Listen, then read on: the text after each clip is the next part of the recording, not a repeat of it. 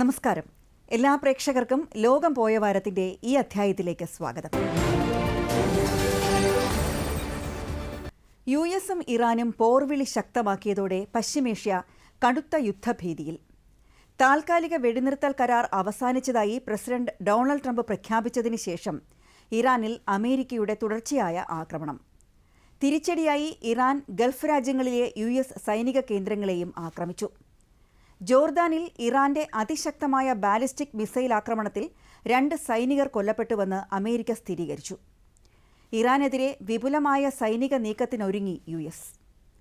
ആകാശത്തുവച്ച് ഇന്ധനം നിറയ്ക്കാൻ സൗകര്യമുള്ള ഡസൻ കണക്കിന് പോർ വിമാനങ്ങൾ ഇസ്രായേലിലെ വിമാനത്താവളങ്ങളിൽ ഉടൻ വിന്യസിക്കും. ട്രംപിനും കുടുംബാംഗങ്ങൾക്കുമെതിരെ വധഭീഷണി ഉയർത്തി ഇറാന്റെ കൂറ്റൻ ബാനർ വീണ്ടും. അമേരിക്കയ്ക്ക് ഇറാന്റെ ശക്തമായ തിരിച്ചടി. ജോർദാനിൽ ഇറാൻ നടത്തിയ ബാലിസ്റ്റിക് മിസൈൽ ആക്രമണത്തിൽ 2 യുഎസ് സൈനികർ കൊല്ലപ്പെട്ടു. ഒരു സൈനികനെ കാണാതാവുകയും 4 പേർക്ക് പരിക്കേൽക്കുകയും ചെയ്തുവെന്ന് യുഎസ് സെൻട്രൽ കമാൻഡ് പുറത്തുവിട്ട പ്രസ്താവനയിൽ വ്യക്തമാക്കി. പങ്കാളിത്ത രാജ്യങ്ങളുടെ സൈന്യവുമായി ചേർന്ന് ഇറാന്റെ മിസൈലുകളെയും ഡ്രോണുകളെയും പ്രതിരോധിക്കുന്നതിനിടെയാണ് 2 അമേരിക്കൻ സൈനികർക്ക് ജീവൻ നഷ്ടമായത്. ഇതിന് പിന്നാലെ അമേരിക്കയ്ക്ക് മുന്നറിയിപ്പുമായി ഡൊണാൾഡ് ട്രംപിനും കുടുംബാംഗങ്ങൾക്കും പരസ്യമായി വധഭീഷണി ഉയർത്തിയിരിക്കുകയാണ് ഇറാൻ. യുഎസ് പതാക പുതപ്പിച്ച ശവപ്പെട്ടികൾക്ക് മുകളിലായി ട്രംപിന്റെയും കുടുംബത്തിന്റെയും ചിത്രങ്ങൾ ഉൾപ്പെടുത്തിയ കൂറ്റൻ ബാനറാണ് ടെഹ്റാന്റെ നഗരമധ്യത്തിൽ ഇറാൻ അധികൃതർ സ്ഥാപിച്ചിരിക്കുന്നത്. കത്തിയമരുന്ന വൈറ്റ് ഹൌസിന്റെ പശ്ചാത്തലത്തിലാണ് വിവാദ ബോർഡ് സ്ഥാപിച്ചിരിക്കുന്നത്. ചിത്രത്തിന് മുകളിൽ ചോരയ്ക്ക് ചോര എന്ന് ഭയപ്പെടുത്തുന്ന മുദ്രാവാക്യവും രേഖപ്പെടുത്തിയിട്ടുണ്ട്. ഇത് 2ാം തവണയാണ് ട്രംപിനെ വധിക്കുന്നതിന്റെ പ്രതീകാത്മകമായ കൂറ്റൻ ബാനർ ഇറാൻ അവരുടെ നഗരമധ്യത്തിൽ സ്ഥാപിക്കുന്നത്. അതിനിടെ ഇറാനെതിരെ വിപുലമായ സൈനിക നീക്കത്തിന് പ്രസിഡന്റ് ഡൊണാൾഡ് ട്രംപ് ഉത്തരവിടാനൊരുങ്ങുന്നതായുള്ള വാർത്ത പുറത്തുവന്നതിന് പിന്നാലെ ലോകം കടുത്ത ആശങ്കയിലായി. ആകാശത്തുവച്ച് ഇന്ധനം നിറയ്ക്കുന്ന അമേരിക്കയുടെ ഡസൻ കണക്കിന് പോർ വിമാനങ്ങൾ പശ്ചിമേഷ്യയിലേക്ക് തിരിക്കാൻ തയ്യാറായതായി അന്താരാഷ്ട്ര മാധ്യമമായ ആക്സിയോസ് റിപ്പോർട്ട് ചെയ്തു. ഇറാനിലെ ഊർജ്ജ നിലയങ്ങളും അതീവ സുരക്ഷിതമായ ഭൂഗർഭ ആണവ കേന്ദ്രങ്ങളും ആക്രമിക്കുന്നതുൾപ്പെടെയുള്ള വിവിധ സൈനിക നീക്കങ്ങളെക്കുറിച്ച് വൈറ്റ് ഹൌസിൽ ഉന്നതതല യോഗം ചേർന്നതായാണ് വിവരം. ഹോർമുസ് കടലിടുക്കിലെ ഇറാന്റെ ഉപരോധം അവസാനിപ്പിക്കാനും ആണവ വിഷയത്തിൽ തന്റെ നിബന്ധനകൾ അംഗീകരിപ്പിക്കാനും ലക്ഷ്യമിട്ടാണ് ട്രംപിന്റെ നീക്കങ്ങൾ. പ്രതിരോധ സെക്രട്ടറി പീറ്റ് ഹെഗ്സെറ്റ്, വിദേശകാര്യ സെക്രട്ടറി മാർക്കോ റൂബിയോ തുടങ്ങിയവരുമായി ട്രംപ് അടുത്ത നീക്കങ്ങളെക്കുറിച്ച് ചർച്ച നടത്തിക്കഴിഞ്ഞുവെന്നും മാധ്യമങ്ങൾ റിപ്പോർട്ട് ചെയ്യുന്നു. നിലവിൽ ടെൽ അവീവിന് സമീപമുള്ള ബെൻ ഗുറിയൻ അന്താരാഷ്ട്ര വിമാനത്താവളത്തിൽ 30ഓളം റീഫ്യുവലിംഗ് എയർക്രാഫ്റ്റുകളുണ്ട്. ഇസ്രായേലിന്റെ തെക്കുഭാഗത്തുള്ള റാമോൺ വിമാനത്താവളത്തിലും ഇത്തരത്തിൽ 30 വിമാനങ്ങളാണുള്ളത്. വരും ദിവസങ്ങളിൽ കൂടുതൽ വിമാനങ്ങൾ വിന്യസിക്കാൻ അമേരിക്ക തയ്യാറായേക്കുമെന്ന് ഇസ്രായേലി ഉദ്യോഗസ്ഥർ വ്യക്തമാക്കി. മേഖലയിലെ മറ്റ് താവളങ്ങളെ അപേക്ഷിച്ച് ബെൻ ഗുറിയൻ വിമാനത്താവളത്തിൽ ഇറാന്റെ ആക്രമണ ഭീഷണി കുറവായതിനാൽ അവിടെ നിന്ന് വിമാനങ്ങൾ പ്രവർത്തിപ്പിക്കാനാണ് യുഎസ് സൈന്യത്തിന് താൽപര്യം. വിമാനങ്ങളെ സ്വീകരിക്കാൻ ഇസ്രായേൽ സർക്കാരിനോട് യുഎസ് ഭരണകൂടം ആവശ്യപ്പെട്ടിട്ടുണ്ട്. പ്രധാനമന്ത്രി ബെഞ്ചമിൻ നെതന്യാഹു ആയിരിക്കും ഇക്കാര്യത്തിൽ അന്തിമ തീരുമാനമെടുക്കേണ്ടത്. ഹോർമുസ് കടലിടുക്കിന് ചുറ്റും നടത്തുന്ന ആക്രമണങ്ങൾക്കപ്പുറം ഇറാനിലെ സുപ്രധാന അടിസ്ഥാന സൗകര്യങ്ങളെയും ആണവ കേന്ദ്രങ്ങളെയും ലക്ഷ്യം വയ്ക്കുന്ന രീതിയിൽ സൈനിക നീക്കം വിപുലീകരിക്കാനാണ് പരിഗണനയിലുള്ളത്. ഇറാനിലെ വൈദ്യുത നിലയങ്ങൾ, ആണവ കേന്ദ്രങ്ങൾ എന്നിവ ആക്രമിക്കുന്നതും ട്രംപിന്റെ പരിഗണനയിലുണ്ട്. ആണവ ഇന്ധനശേഖരം ഭൂഗർഭ കേന്ദ്രങ്ങളിലേക്ക് മാറ്റുന്നത് തടയുകയാണ് ലക്ഷ്യം. നിർമ്മാണത്തിലിരിക്കുന്നതെന്ന് സംശയിക്കുന്ന പിക്കാക്സ് മൗണ്ടൻ എന്ന ഭൂഗർഭ കേന്ദ്രവും ആക്രമണ ലക്ഷ്യങ്ങളിൽ ഉൾപ്പെട്ടേക്കാമെന്നാണ് അന്താരാഷ്ട്ര മാധ്യമങ്ങളുടെ റിപ്പോർട്ട്. അതേസമയം അമേരിക്കൻ നീക്കങ്ങൾക്ക് കടുത്ത ഭാഷയിലാണ് ഇറാന്റെ ഇസ്ലാമിക് റവല്യൂഷണറി ഗാർഡ് കോർപ്സ് മറുപടി നൽകിയിരിക്കുന്നത്. ഇറാനെ സാമ്പത്തികമായി തകർക്കാൻ ലക്ഷ്യമിട്ട് പശ്ചിമേഷ്യൻ കടലിൽ പട്രോളിംഗ് നടത്തുന്ന യുഎസ് സേനയുടെ ഓരോ ചലനങ്ങളും തങ്ങളുടെ നിരീക്ഷണത്തിലാണെന്ന് ഇറാൻ നാവികസേനാ കമാൻഡ് അറിയിച്ചു. യുഎസ് സെൻട്രൽ കമാൻഡ് നാവിക യൂണിറ്റുകൾക്കെതിരായ തങ്ങളുടെ സൈനിക നടപടിയുടെ 0 അവർ വളരെ അടുത്തു കഴിഞ്ഞെന്നും വരും ദിവസങ്ങളിൽ അത് കാണാമെന്നുമാണ് ഇറാന്റെ ഔദ്യോഗിക ടെലിവിഷൻ പുറത്തുവിട്ട പ്രസ്താവനയിലുള്ളത്. ആക്രമണം ഉടൻ അവസാനിപ്പിക്കണമെന്നും ഇല്ലെങ്കിൽ സമ്പൂർണ്ണ നശീകരണ ശൈലിയിലേക്ക് ഇറാൻ നീങ്ങുമെന്നും ഇസ്ലാമിക് റവല്യൂഷണറി ഗാർഡ് കോർപ്സ് വ്യക്തമാക്കി. ഇറാനിലെ ജനവാസ മേഖലകളിലേക്കും അടിസ്ഥാന സൗകര്യ സംവിധാനങ്ങളിലേക്കും ആക്രമണം തുടങ്ങിയതോടെയാണ് അമേരിക്കയ്ക്ക് ഇറാൻ അന്ത്യശാസനം നൽകിയത്. യുദ്ധം 2 ദിവസത്തിനുള്ളിൽ അവസാനിപ്പിച്ചില്ലെങ്കിൽ പിന്നെ ചർച്ചകളും നിയന്ത്രിത തിരിച്ചടിയും ഉണ്ടാവില്ല. അമേരിക്കയെ പശ്ചിമേഷ്യയിൽ നിന്ന് തുടച്ചു നീക്കുമെന്നാണ് ഇറാന്റെ വെല്ലുവിളി. ഒരതിർത്തിയും ഇറാന് തടസ്സമാവില്ലെന്നും IRGC വ്യക്തമാക്കി. ഭീഷണിക്ക് പിന്നാലെ ഹോർമുസിൽ തായ്ലൻഡിന്റെ കപ്പൽ ആക്രമിക്കുന്ന ദൃശ്യങ്ങളും ഇറാൻ പുറത്തുവിട്ടു.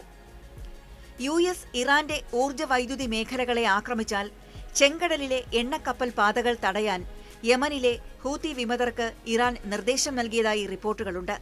ഇറാനിലെ തന്ത്രപ്രധാനമായ 2 പാലങ്ങളും റെയിൽവേ ജംഗ്ഷനുകളും US തകർത്തു. ഈ ആക്രമണങ്ങളിൽ സിവിലിയന്മാർ കൊല്ലപ്പെട്ടതായി ഇറാൻ മാധ്യമങ്ങൾ ആരോപിച്ചു. മേഖലയിലെ US സൈനിക താവളങ്ങളെയും സഖ്യരാജ്യങ്ങളെയും ലക്ഷ്യമിട്ട് ഇറാൻ മിസൈൽ ഡ്രോൺ ആക്രമണങ്ങൾ അഴിച്ചുവിട്ടതോടെ പശ്ചിമേഷ്യയാകെ യുദ്ധഭീതിയിലാണ്.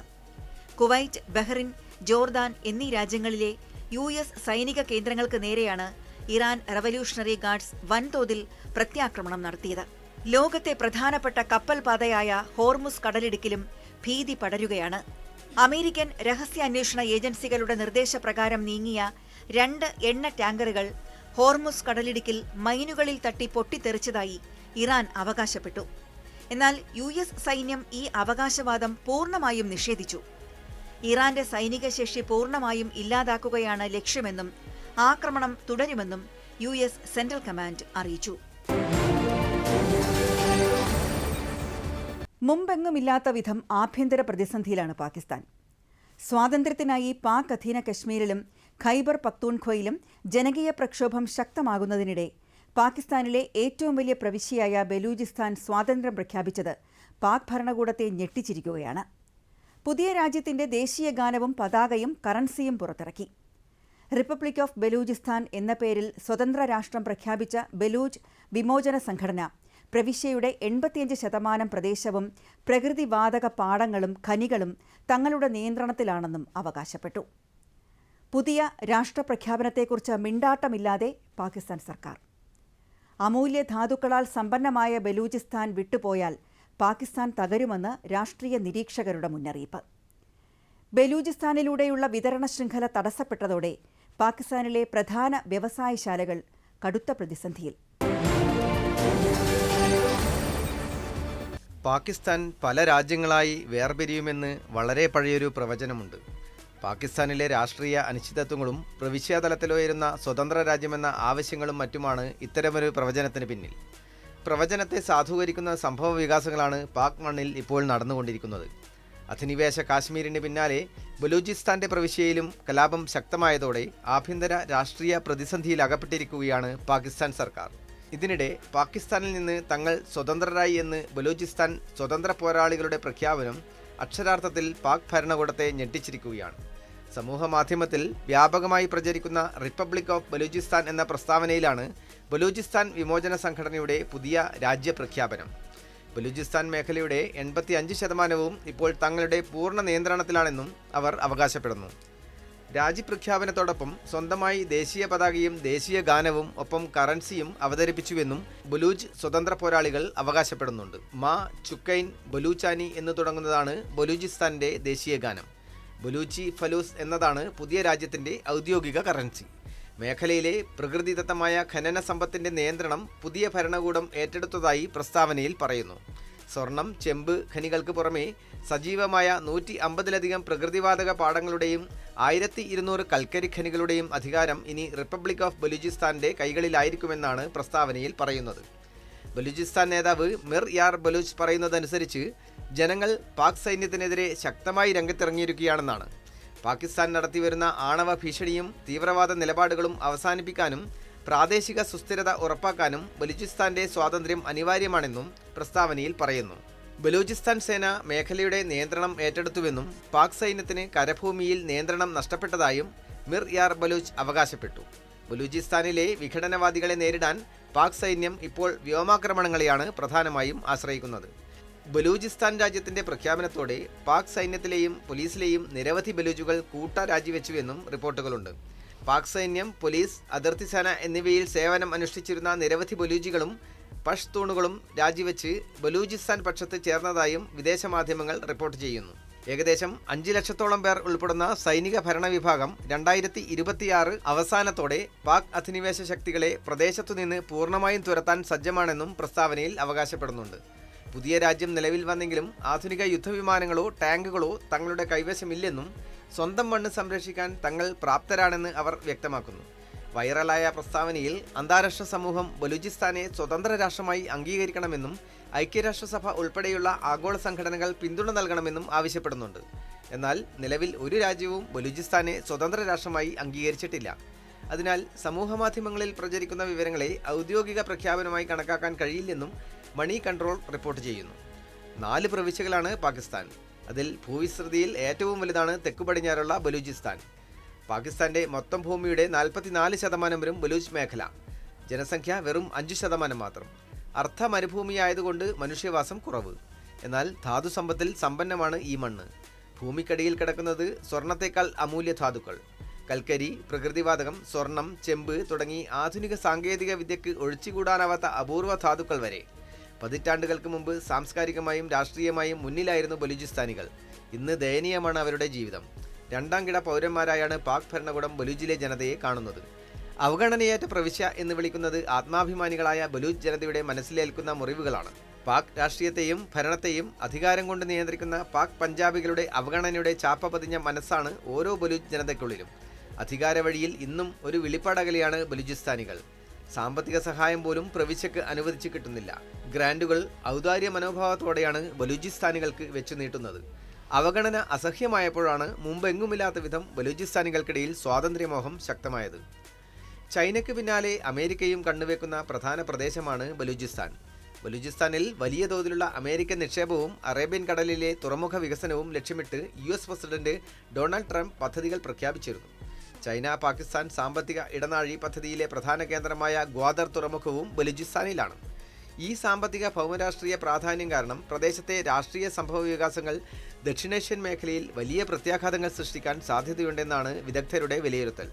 നിലവിൽ പ്രചരിക്കുന്ന റിപ്പബ്ലിക് ഓഫ് ബലൂചിസ്ഥാൻ പ്രഖ്യാപനവും 85% പ്രദേശം നിയന്ത്രണത്തിലാണെന്ന അവകാശവാദവും സ്വതന്ത്ര അന്താരാഷ്ട്ര മാധ്യമങ്ങളോ ഔദ്യോഗിക ഏജൻസികളോ സ്ഥിരീകരിച്ചിട്ടില്ല.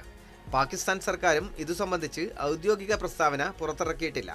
സമൂഹ മാധ്യമങ്ങളിൽ മാത്രം പ്രചരിക്കുന്ന ഒരു പ്രസ്താവനയോട് ഔദ്യോഗികമായി പ്രതികരിക്കേണ്ടതില്ലെന്നാണ് പാകിസ്ഥാന്റെ നിലപാട്. അതിനാൽ ഈ വിഷയത്തിൽ സ്ഥിരീകരിക്കപ്പെട്ട വിവരങ്ങളും സമൂഹ മാധ്യമങ്ങളിലെ അവകാശവാദങ്ങളും തമ്മിൽ വ്യക്തമായ വ്യത്യാസമുണ്ടെന്നും റിപ്പോർട്ടുകൾ ചൂണ്ടിക്കാട്ടുന്നു. ബലൂചിസ്ഥാനിൽ പതിറ്റാണ്ടുകളായി വിഘടനവാദ പ്രസ്ഥാനങ്ങളും സായുധ സംഘർഷങ്ങളും തുടരുകയാണ്. അടുത്ത ദിവസങ്ങളിലായി പാകിസ്ഥാൻ സുരക്ഷാ സേനയും ബലൂച്ച് വിഘടനവാദി സംഘടനകളും തമ്മിലുള്ള ഏറ്റുമുട്ടലുകൾ ശക്തമായിരുന്നു. കഴിഞ്ഞയാഴ്ച വ്യത്യസ്ത ആക്രമണങ്ങളിൽ 40-ലേറെ പാക് സൈനികരെ വധിച്ചുവെന്ന് ബലൂചിസ്ഥാൻ വിമോചന മുന്നണി അവകാശപ്പെട്ടു. 120-ലേറെ വിമതരെ വധിച്ചുവെന്നാണ് പാക് സേനയുടെ വാദം.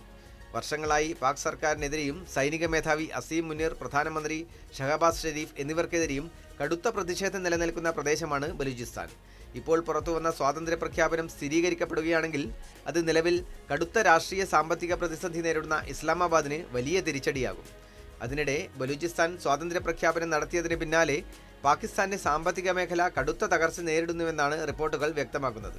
ബലൂചിസ്ഥാനിലൂടെയുള്ള വിതരണ ശൃംഖല തടസ്സപ്പെട്ടതോടെ പാകിസ്ഥാനിലെ പ്രധാന വ്യവസായ കേന്ദ്രമായ പഞ്ചാബിലെ ഉൽപ്പാദന മേഖല സ്തംഭനാവസ്ഥയിലായിരിക്കുകയാണെന്നും മാധ്യമങ്ങൾ റിപ്പോർട്ട് ചെയ്യുന്നു. ബലൂചിസ്ഥാനിലൂടെ കടന്നുപോകുന്ന ഊർജ്ജ വിതരണത്തെയും അസംസ്കൃത വസ്തുക്കളെയും ആശ്രയിച്ചാണ് പഞ്ചാബിലെ വ്യവസായങ്ങൾ പ്രവർത്തിക്കുന്നത്. നിലവിലെ സ്തംഭനാവസ്ഥ തുടരുന്നത് ഒരു യുദ്ധത്തേക്കാൾ വലിയ ആഘാതം പാകിസ്ഥാൻ സമ്പദ് വ്യവസ്ഥയ്ക്ക് ഏൽപ്പിക്കുമെന്ന് പഞ്ചാബിലെ വ്യവസായികൾ രാഷ്ട്രീയ നേതൃത്വങ്ങൾക്ക് മുന്നറിയിപ്പ് നൽകി. ബലൂചിസ്ഥാനിൽ നിന്ന് പഞ്ചാബിലേക്ക് എത്തിച്ചേരുന്ന LNG, കൽക്കരി എന്നിവയുടെ വിതരണം പൂർണ്ണമായും നിലച്ചു എന്നാണ് പുറത്തുവരുന്ന വിവരങ്ങൾ. ഇന്ധനവും അസംസ്കൃത വസ്തുക്കളും ലഭിക്കാത്തതിനെ തുടർന്ന് പഞ്ചാബിലെ പല ഫാക്ടറികളും ഇതിനകം തന്നെ പൂട്ടിത്തുടങ്ങിയിട്ടുണ്ട്. ഡുക്കി പോലുള്ള പ്രദേശങ്ങളിൽ നിന്നുള്ള ഖനന വിഭവങ്ങളുടെ കൈമാറ്റവും മരവിച്ചിരിക്കുകയാണ്. ഹൈവേകളിൽ സുരക്ഷ ഉറപ്പാക്കാൻ സർക്കാരിന് സാധിക്കാത്തതിനെ തുടർന്ന് ട്രാൻസ്പോർട്ടർമാർ സമരത്തിലാണ്. ഇത് ചരക്കുനീക്കം പൂർണ്ണമായും തടസ്സപ്പെടാൻ കാരണമായി. ലോകത്തിലെ തന്നെ അപൂർവ ധാതുക്കളുടെയും സ്വർണം, ഗ്യാസ് എന്നിവയുടെയും വൻ ശേഖരമാണ് ബലൂചിസ്ഥാനിലുള്ളത്. ബലൂചിസ്ഥാൻ വേർപിരിയുന്നത് പാകിസ്ഥാൻ ഭരണകൂടത്തെ പാപ്പരാക്കുമെന്നും രാജ്യം തകരാൻ ഇത് കാരണമാകുമെന്നും സാമ്പത്തിക വിദഗ്ധർ മുന്നറിയിപ്പ് നൽകുന്നു. ബലൂചിസ്ഥാനിലെ വിഭവങ്ങൾക്കുമേൽ പ്രാദേശിക നിയന്ത്രണം വേണമെന്ന ജനങ്ങളുടെ ദീർഘകാലമായുള്ള ആവശ്യം ഇപ്പോൾ പാകിസ്ഥാന്റെ നിലനിൽപ്പിനെ തന്നെ ബാധിക്കുന്ന സാമ്പത്തിക ഉപരോധമായി മാറിയിരിക്കുകയാണ്. ഈ പ്രതിസന്ധി പരിഹരിക്കാൻ സാധിച്ചില്ലെങ്കിൽ ചരിത്രത്തിലെ ഏറ്റവും വലിയ സാമ്പത്തിക തകർച്ചയെ പാകിസ്ഥാൻ നേരിടേണ്ടി വരും. അഭൂതപൂർവമായ രാഷ്ട്രീയ പ്രതിസന്ധിയിലൂടെയാണ് ബ്രിട്ടീഷ് രാഷ്ട്രീയം കഴിഞ്ഞ കുറേ നാളുകളായി കടന്നുപോകുന്നത്. 10 വർഷത്തിനിടെ അകാലത്തിൽ സ്ഥാനമൊഴിഞ്ഞത് 6 പ്രധാനമന്ത്രിമാർ. പാർട്ടിക്കുള്ളിൽ പിന്തുണ നഷ്ടപ്പെട്ടതോടെ പ്രധാനമന്ത്രി സ്ഥാനത്ത് നിന്ന് രാജി പ്രഖ്യാപിച്ച കെ എസ് രാമറിന്റെ പിൻഗാമിയായി ആൻഡി ബേണമിനെ ഏകകണ്ഠമായി തെരഞ്ഞെടുത്തു. ആൻഡി ബേണം പ്രധാനമന്ത്രിയായി ഈ മാസം 20-ന് സത്യപ്രതിജ്ഞ ചെയ്യും. പ്രധാനമന്ത്രിമാർ വാഴാത്ത രാജ്യമെന്ന ശാപം മാറ്റിയെടുക്കാനും കടുത്ത സാമ്പത്തിക പ്രതിസന്ധിക്ക് പരിഹാരം കാണാനും ആൻഡി ബേണമിന് കഴിയുമോ എന്ന പ്രത്യാശയിലാണ് ബ്രിട്ടീഷ് ജനത. സ്വന്തം പാർട്ടിയിൽ നിന്നുള്ള പിന്തുണ നഷ്ടപ്പെട്ടതോടെ ബ്രിട്ടീഷ് പ്രധാനമന്ത്രി സ്ഥാനത്ത് നിന്നും രാജിവെച്ച കിയർ സ്റ്റാമറുടെ പിൻഗാമിയായി ആൻഡി ബേണമിനെ തെരഞ്ഞെടുത്തു. വെള്ളിയാഴ്ച ലണ്ടനിൽ നടന്ന പ്രത്യേക സമ്മേളനത്തിൽ ലേബർ നാഷണൽ എക്സിക്യൂട്ടീവ് കമ്മിറ്റി അധ്യക്ഷ ഷബാന മഹമൂദാണ് പാർട്ടിയുടെ പുതിയ നേതാവായി ബേണമിനെ എതിരില്ലാതെ തെരഞ്ഞെടുത്ത വിവരം ഔദ്യോഗികമായി പ്രഖ്യാപിച്ചത്. ഇതോടെ ലേബർ പാർട്ടിയുടെ നേതൃസ്ഥാനത്തേക്കുള്ള ബേണമിന്റെ കാത്തിരിപ്പിന് വിരാമമാകും. 2010-ലും 2015-ലും ലേബർ പാർട്ടി നേതൃസ്ഥാനത്തേക്കുള്ള മത്സരത്തിൽ പരാജയപ്പെട്ട ആൻഡി ബേണം 3-ാം ശ്രമത്തിലാണ് നേതൃപദവി സ്വന്തമാക്കിയത്.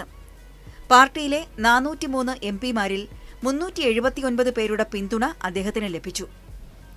തിങ്കളാഴ്ച ബക്കിംഗ്ഹാം കൊട്ടാരത്തിലെത്തി ചാൾസ് രാജാവിനെ കണ്ട കിയർ സ്റ്റാമർ പ്രധാനമന്ത്രി പദത്തിൽ നിന്നുള്ള രാജി സമർപ്പിക്കും. തുടർന്ന് പുതിയ സർക്കാർ രൂപീകരിക്കാൻ ആൻഡി ബേണമിനെ രാജാവ് ക്ഷണിക്കുന്നതോടെ അധികാര മാറ്റത്തിന് തുടക്കം കുറിക്കും. ഇതിനുശേഷം ഡൌണിംഗ് സ്ട്രീറ്റിൽ ബ്രിട്ടീഷ് പ്രധാനമന്ത്രിയുടെ 10-ാം നമ്പർ ഔദ്യോഗിക വസതിക്ക് മുന്നിൽ തിങ്കളാഴ്ച രാവിലെ ആൻഡി ബേണം പ്രസംഗിക്കും. അന്ന് തന്നെ ഉച്ചകഴിഞ്ഞ് പുതിയ മന്ത്രിസഭാ പ്രഖ്യാപനവും ഉണ്ടാകും.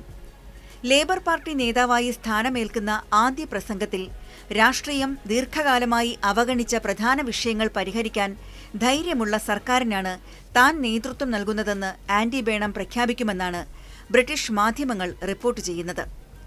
എല്ലാ മേഖലകളിലും സാമ്പത്തിക വളർച്ച എത്തിക്കുന്നതും അധികാരം പ്രാദേശിക സമൂഹങ്ങളിലേക്ക് കൈമാറുന്നതും ലക്ഷ്യമിടുന്ന ലേബർ പാർട്ടി നയം അവതരിപ്പിക്കുമെന്നും റിപ്പോർട്ടുകളുണ്ട്. ഭരണതലത്തിൽ മുൻഗാമികളിൽ നിന്നും വ്യത്യസ്തമായി പല അഴിച്ചുപണികൾക്കും ആൻഡി ബേണം തയ്യാറെടുക്കുന്നു എന്നാണ് വിവരം.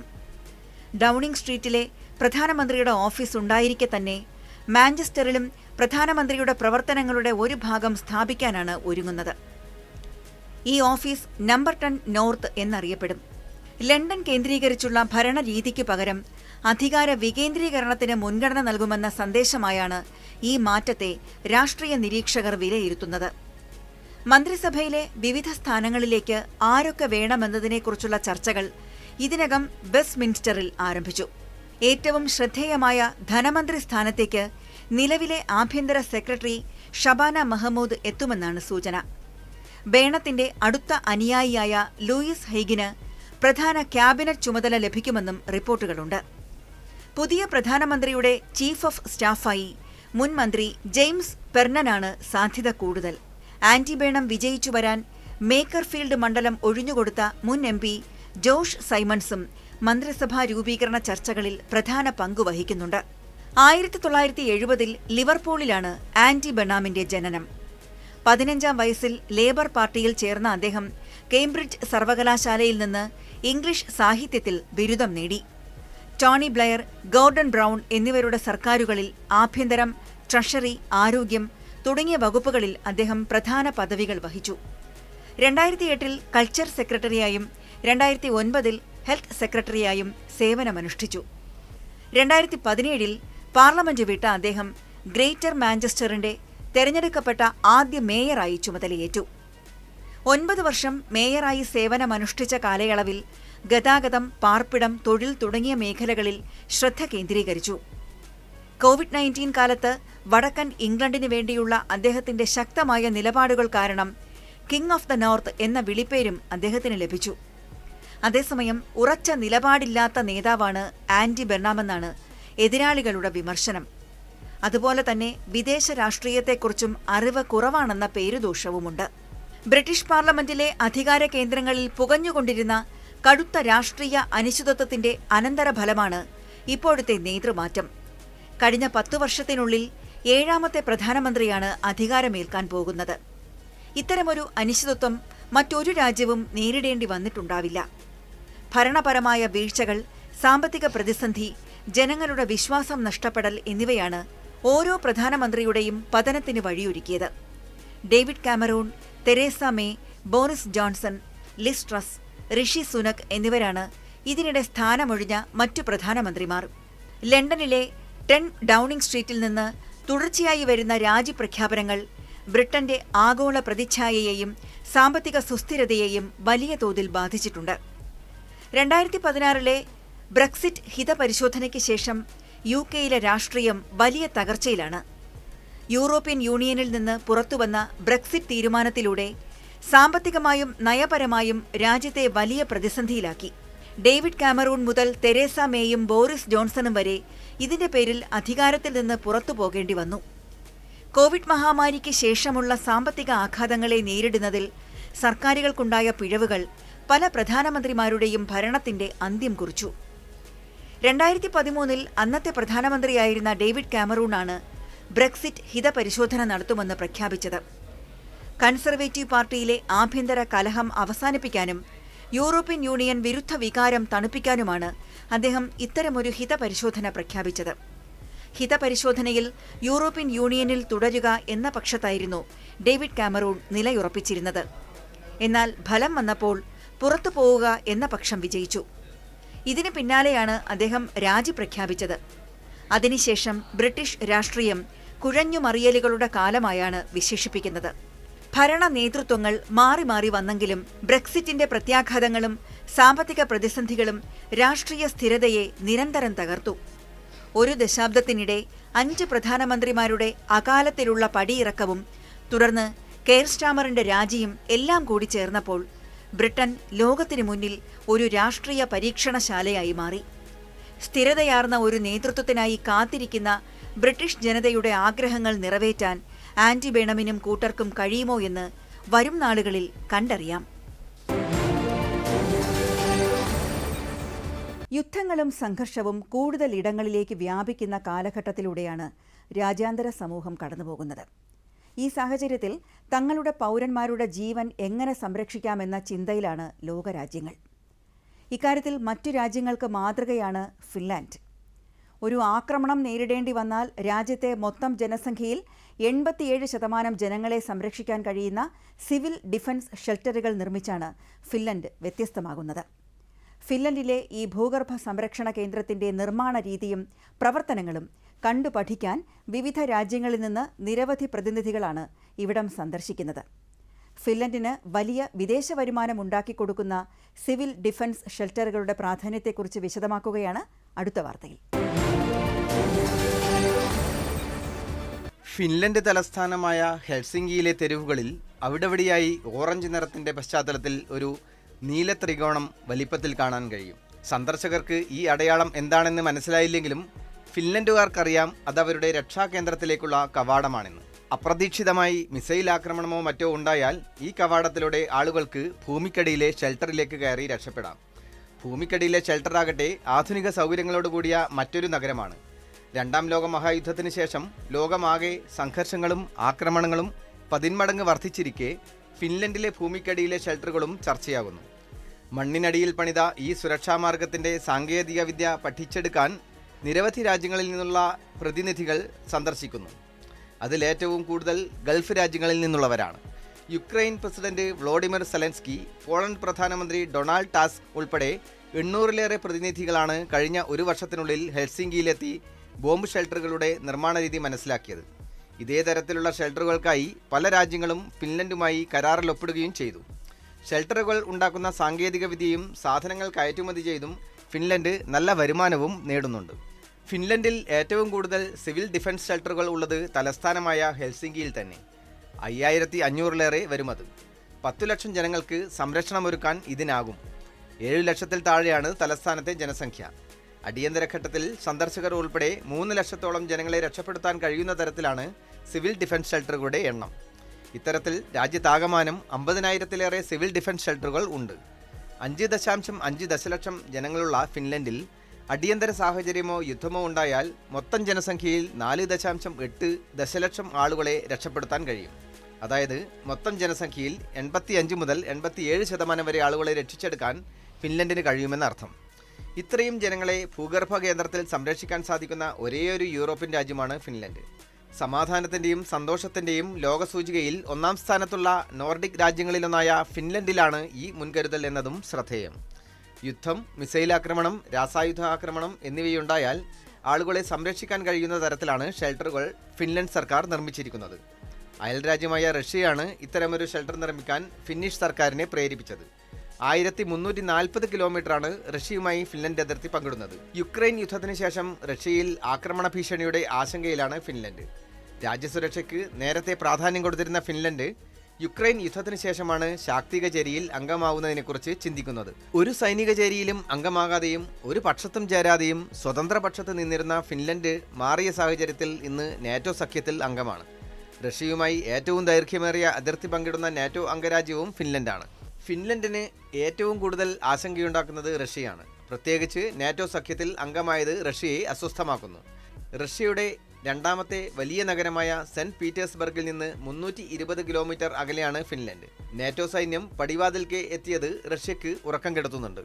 സമാധാനകാലത്ത് വിനോദസഞ്ചാര കേന്ദ്രവും വിശ്രമ സ്ഥലവുമാക്കി മാറ്റി വരുമാനം കണ്ടെത്തുന്നു എന്ന പ്രത്യേകതയും ഫിൻലൻഡിലെ സിവിൽ ഡിഫൻസ് ഷെൽട്ടറുകൾക്ക് ഉണ്ട്. ഭൂമിക്കടിയിൽ ഒളിഞ്ഞിരിക്കുന്ന ഈ കേന്ദ്രങ്ങളിൽ ഒളിമ്പിക് മാതൃകയിലുള്ള നീന്തൽക്കുളങ്ങൾ, ടെന്നീസ് മൈതാനങ്ങൾ, സ്പോർട്സ് സെന്ററുകൾ, ഇൻഡോർ കളിസ്ഥലങ്ങൾ, സ്കേറ്റിംഗ് സൗകര്യങ്ങൾ, ആർച്ചറി റേഞ്ചുകൾ, പള്ളികൾ, ഷോപ്പിംഗ് സെന്ററുകൾ തുടങ്ങിയവ ഒക്കെയുണ്ട്. ചുരുക്കത്തിൽ ഭൂമിക്കടിയിൽ പണിത മറ്റൊരു നഗരമാണ് ഷെൽട്ടറുകൾ. സാധാരണ സമയങ്ങളിൽ നഗരത്തിലെ താമസക്കാർ വിനോദങ്ങൾക്കായി ഉപയോഗിക്കുന്ന ഇവിടം ഒരു ദേശീയ അടിയന്തരാവസ്ഥ ഉണ്ടായാൽ മണിക്കൂറുകൾക്കുള്ളിൽ പൂർണ്ണമായി പ്രവർത്തിക്കുന്ന ഷെൽട്ടറുകളാക്കി മാറ്റാൻ കഴിയും.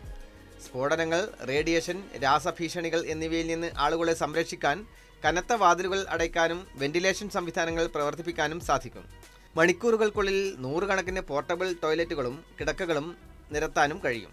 ബോംബാക്രമണത്തിൽ ഭൂമിക്ക് മുകളിലെ വൈദ്യുതി സൗകര്യങ്ങൾ തകർന്നാലും ഷെൽട്ടറിനുള്ളിൽ വൈദ്യുതി നിലയ്ക്കാത്ത വിധത്തിലുള്ള സംവിധാനങ്ങളും ഉണ്ട്. ഫിൻലൻഡിലെ സിവിൽ കെട്ടിടങ്ങൾ പണിയുമ്പോൾ അതിൽ നിർബന്ധമായും ഷെൽട്ടർ സൗകര്യങ്ങളും ഉണ്ടായിരിക്കണമെന്നാണ്. യഥാസമയം ഉപകരണങ്ങളുടെ പ്രവർത്തനക്ഷമത പരിശോധിച്ചും വാതിലുകൾ പ്രവർത്തന സജ്ജമാണോ എന്ന് പരീക്ഷിച്ചും അറ്റകുറ്റപ്പണികൾ ചെയ്തും അധികാരികളെ ബോധ്യപ്പെടുത്തേണ്ടതും കെട്ടിട ഉടമകളുടെ ബാധ്യതയാണ്. ഫിൻലൻഡ് സർക്കാരിൻ്റെ ജാഗ്രതയും വർഷങ്ങൾ നീണ്ട ഗവേഷണങ്ങളും നിർമ്മാണ രീതികളുമാണ് ഇന്ന് കാണുന്ന തരത്തിൽ വികസിപ്പിച്ചെടുത്ത സിവിൽ ഡിഫൻസ് ഷെൽട്ടറുകൾ. ശീതയുദ്ധത്തിന് ശേഷം പല യൂറോപ്യൻ രാജ്യങ്ങളും സൈനിക ചെലവ് കുറച്ചപ്പോൾ ഫിൻലൻഡ് ശക്തമായ ദേശീയ പ്രതിരോധവും സിവിൽ സംരക്ഷണ സംവിധാനവും തുടക്കം മുതൽക്കേ നിലനിർത്തിയിരുന്നു. 2-ാം ലോക മഹായുദ്ധകാലത്ത് സോവിയറ്റ് യൂണിയനുമായി 2 പ്രധാന സംഘർഷങ്ങളിൽ ഏർപ്പെട്ടിട്ടുണ്ട് ഫിൻലൻഡ്. ഈ സംഘർഷങ്ങളാണ് അവരുടെ സുരക്ഷാ കാഴ്ചപ്പാടുകളെ രൂപപ്പെടുത്തിയത്. ശൈത്യകാല യുദ്ധതന്ത്രങ്ങളും ഒളിപ്പോരും ഉപയോഗിച്ച് സോവിയറ്റ് പടയെ പ്രതിരോധിക്കാൻ തീരെ ചെറിയ രാജ്യമായ ഫിൻലൻഡിന് അന്നേ കഴിഞ്ഞിരുന്നു. പലപ്പോഴും ബാൾട്ടിക് രാജ്യങ്ങളുടെ അതിർത്തി ലംഘിക്കുന്ന റഷ്യ പോളണ്ടിനെതിരെ സൈനിക പ്രകോപനം ഉണ്ടാക്കാമെന്ന് US ഈയിടെ മുന്നറിയിപ്പ് നൽകിയിരുന്നു. വരും വർഷങ്ങളിൽ റഷ്യ യൂറോപ്യൻ സുരക്ഷയ്ക്ക് വലിയ ഭീഷണിയാകുമെന്ന് നാറ്റോ നേതാക്കളും മുന്നറിയിപ്പ് നൽകിയിട്ടുണ്ട്. ഇവയെല്ലാം മുന്നിൽ കണ്ടാണ് തങ്ങളുടെ പൗരന്മാരുടെ ജീവന് സുരക്ഷയൊരുക്കാൻ ഫിൻലൻഡ് ഉറപ്പുള്ള ഷെൽട്ടറുകൾ നിർമ്മിക്കുന്നത്. ഭൗമരാഷ്ട്രീയ ബന്ധങ്ങൾ മാറിമറിയവേ യൂറോപ്പിലുടനീളം സുരക്ഷാ ആശങ്കകൾ വർദ്ധിക്കുമ്പോൾ ലോകത്തിലെ ഏറ്റവും മികച്ച ഷെൽട്ടറുകൾ തയ്യാറാക്കി പൗരന്മാരിൽ ആത്മവിശ്വാസം പകരുകയാണ് ഫിൻലൻഡ്. ലോകം പോയ വാരത്തിന്റെ ഈ അധ്യായം ഇവിടെ സമാപിക്കുന്നു. പുതിയ വിശേഷങ്ങളുമായി വീണ്ടും അടുത്തയാഴ്ച. നമസ്കാരം.